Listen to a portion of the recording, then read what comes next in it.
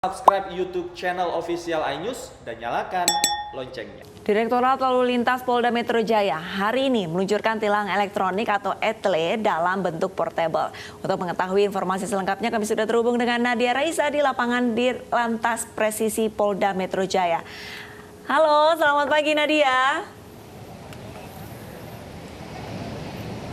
Pagi Nadia. Ya, Arlista dan juga Wilson.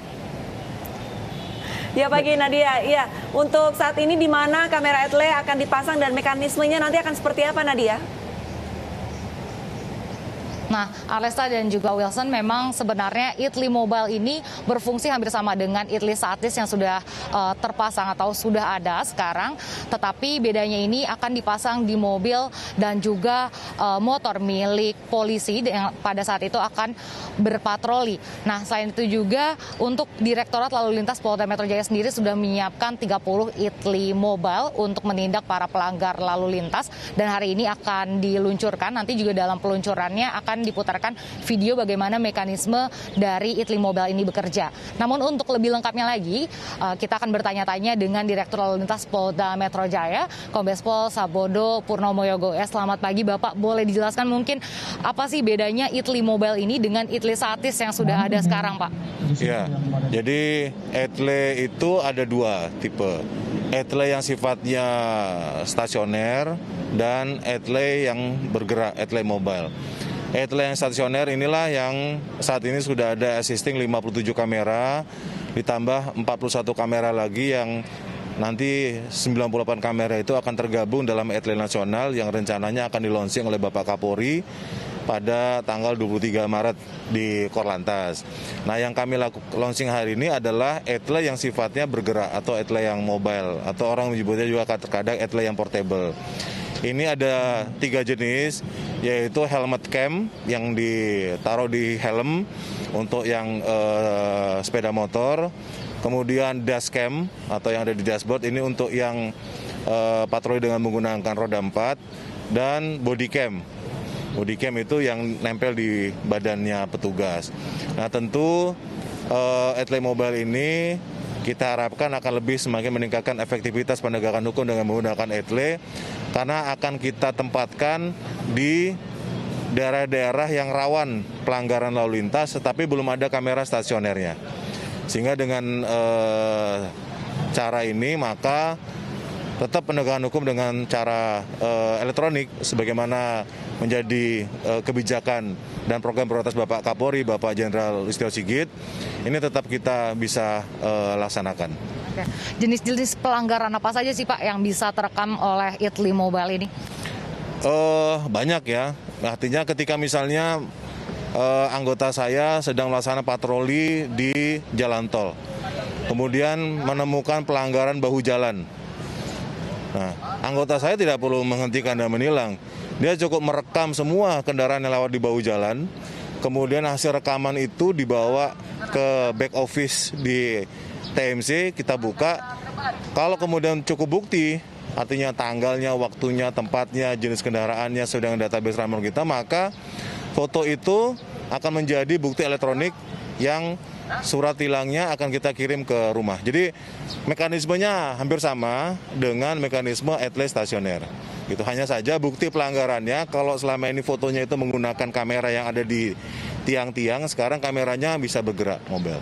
Oke Pak, ini kan dilakukan berarti selama patroli nih Pak. Ya. Nah lalu untuk jam dari patrolinya sendiri apakah sudah ditentukan atau 24 jam atau bagaimana nih Pak?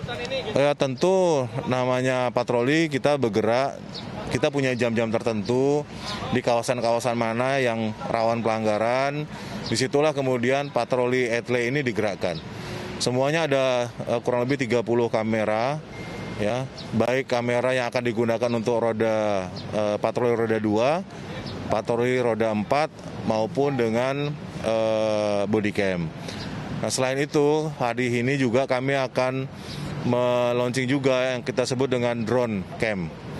Drone cam ini memang bukan merupakan bagian dari penindakan, tetapi paling tidak dengan kamera ini kita bisa memantau situasi arus lalu lintas ketika misalnya ada kemacetan yang panjang akibat unjuk rasa, akibat adanya kecelakaan lalu lintas dan sebagainya, atau ada unjuk rasa anarkis dan sebagainya, kita bisa langsung memantau dari atas gitu.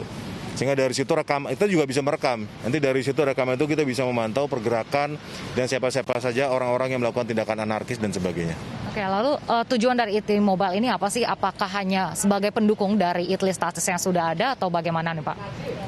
Intinya adalah baik ITLI Mobile maupun ITLI Statis, pertama adalah meningkatkan disiplin masyarakat dalam berlalu lintas. Artinya ada atau tidak ada petugas gitu, masyarakat patuh dan taat kepada aturan yang berlaku.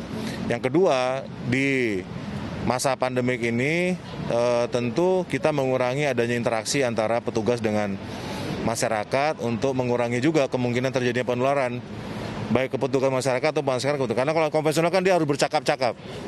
Nah, yang terakhir dan yang paling penting ini adalah bagian dari transparansi dan akuntabilitas Polri, mengurangi kemungkinan terjadinya pungli, terjadinya transaksional antara pelanggar dengan petugas di lapangan.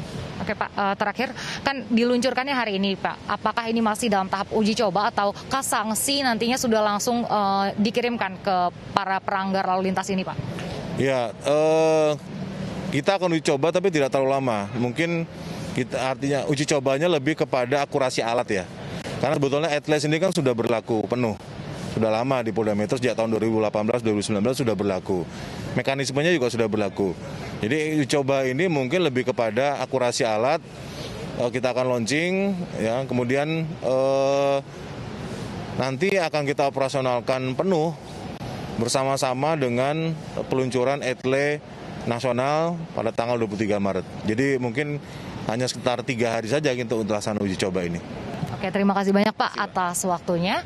Ya, Arlista, Wilson, dan juga pemirsa seperti kita katakan tadi, ITLI Mobile akan diluncurkan pada hari ini dan tentunya ini kita harapkan dapat berfungsi secara efektif dan juga membantu kerja dari ATLAS Statis yang sudah ada.